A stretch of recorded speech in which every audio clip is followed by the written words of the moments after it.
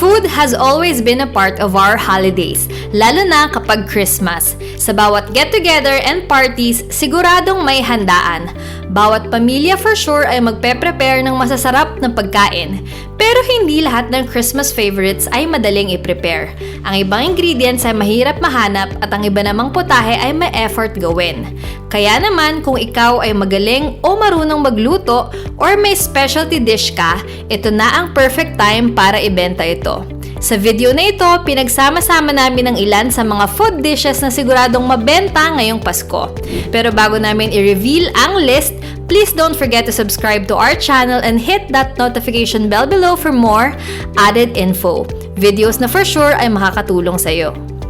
Here are 4 food business ideas for Christmas.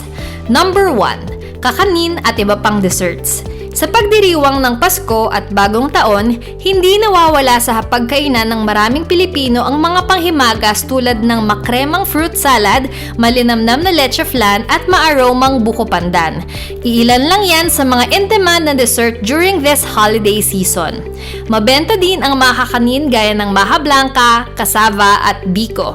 Kaya naman, kung ikaw ay may kakayahang gumawa at magbenta ng kahit isa lang sa mga nabanggit, siguradong magkakaroon ka ng extra income ngayong holiday season. Number 2, Noche Buena food. Hindi lahat ay may kakayahang magluto o kaya naman ang iba nakakapagluto nga ngunit wala namang oras para mag-prepare ng iba't ibang putahe. Kaya naman, siguradong magiging mabenta ang mga food trays ngayong Kapaskuhan. Nabanggit din namin ito sa nakaraang video linked above kung saan binahagi namin ng 7 business ideas for Christmas. Ilan sa mga pwede mong ibenta ay ulam gaya ng kare-kare, embutido, lumpia at iba pa. If specialty mo naman ang pasta or noodles like lasagna, spaghetti, carbonara, or even chicken macaroni salad, then sell it. Ang maganda pa nito, kapag nakilala ka sa pagbebenta ng masasarap na pagkain ngayong Pasko, siguradong sa bawat gathering or party nila, tatawagan ka nila ulit para umorder nito. Number 3, Christmas delicacies. Isa sa mga hinahanap-hanap ng mga Pinoy tuwing bare months ay ang mga seasonal foods gaya ng puto bongbong at bibingka, hamon at queso de bola, pati na ang ilang mga panghimagas gaya ng ube halaya. Kung ikaw ay marunong gumawa ng mga pagkain ito, then why not sell it in your neighborhood? Or, if may kakilala kang nagbebenta nito, then try to resell it. Nakatulong ka na, kumita ka pa.